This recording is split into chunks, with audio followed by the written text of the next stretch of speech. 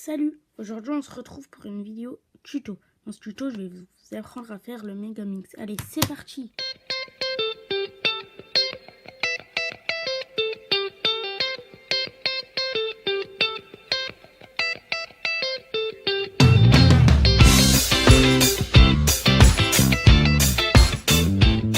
Voilà le Pyramix qui est un puzzle à 4 faces. C'est un tétraèdre. Il est assez simple, assez intuitif. Il n'y a pas beaucoup d'algorithmes à apprendre. Comme je vous le dis, c'est un puzzle quand même intuitif. Donc la première chose que je vais vous apprendre dans cette vidéo, c'est l'emplacement des coins, des arêtes et des centres. Donc les coins, ils sont situés au sommet, on peut les appeler chips, mais ce n'est pas très important car en fait on va pas trop les utiliser dans ce tuto. Après, très important, les arêtes. Donc les arêtes sont situées ici, ici et ici. Donc il y en a 3 sur chaque face. Voilà. Et enfin les centres, donc c'est le reste. Il y en a 3. Sur le Rubik's Cube normal, il y en a il y a un centre. Et là, il y en a 3. Voilà. Donc la première chose qu'on va faire, c'est le mélanger. Après, donc si vous voulez, vous pouvez bouger les chips, donc comme ça, mais c'est pas obligé du tout, hein. Voilà. La première chose que vous allez faire pour le résoudre, c'est faire une face. Donc, vous pouvez faire la face que vous voulez, et pour commencer, en fait, le mieux c'est de faire la face qui est le plus commencée. Mais dans cette vidéo, je vais faire la face jaune, même s'il y a d'autres faces, comme la bleue par exemple. Et je vais faire la jaune. Donc, je vais faire comme ça. Je vais repérer tous les centres. Et je vais faire comme ceci. Donc ça s'appelle le symbole nucléaire. Comme ceci. Donc là, je vais vous faire des exemples de résolution de comment faire. Mais comme je le dis depuis tout à l'heure, c'est très intuitif, il n'y a aucun algorithme. Voilà.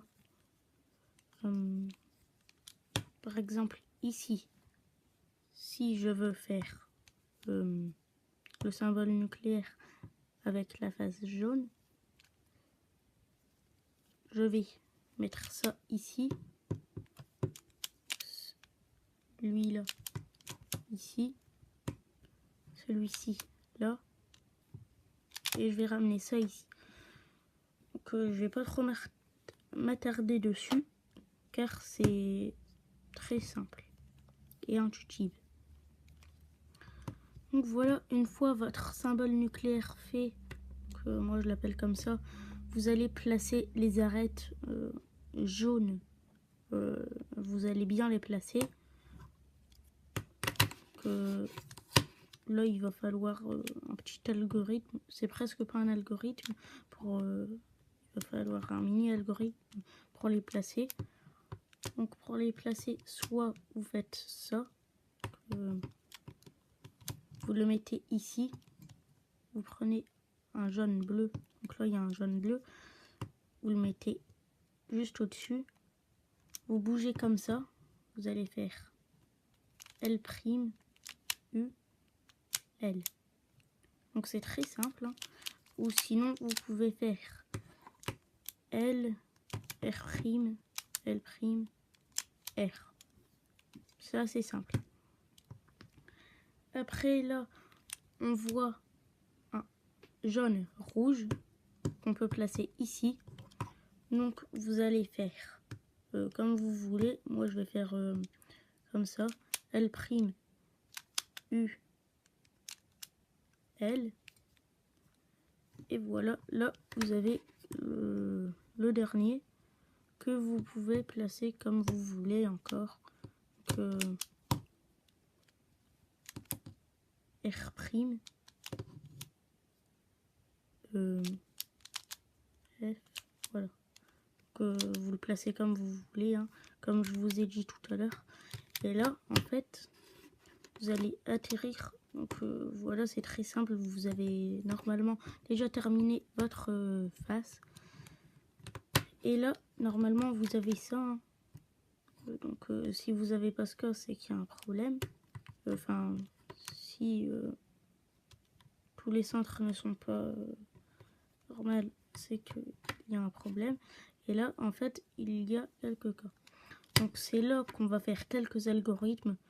Il n'y en a pas beaucoup, hein, ne vous inquiétez pas. Il y en a deux.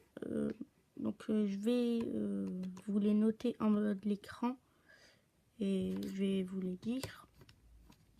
Donc là, c'est un algorithme super simple que vous connaissez déjà peut-être, que vous allez faire. Quand vous êtes dans un cas comme ça, vous allez faire comme R', L, R, L'. Ça va sortir et vous allez le remettre. Donc c'est très simple. Et là, vous pouvez tomber sur deux cas. Donc là, je tombe sur celui-ci. Donc là aussi, c'est un cas assez simple. C'est un petit algorithme assez simple. Donc voilà. Vous allez faire comme ça. Donc vous allez faire R', L, R, L', U2, L', U', L. Et là, votre pyraminx est fait. Et aussi, vous pouvez avoir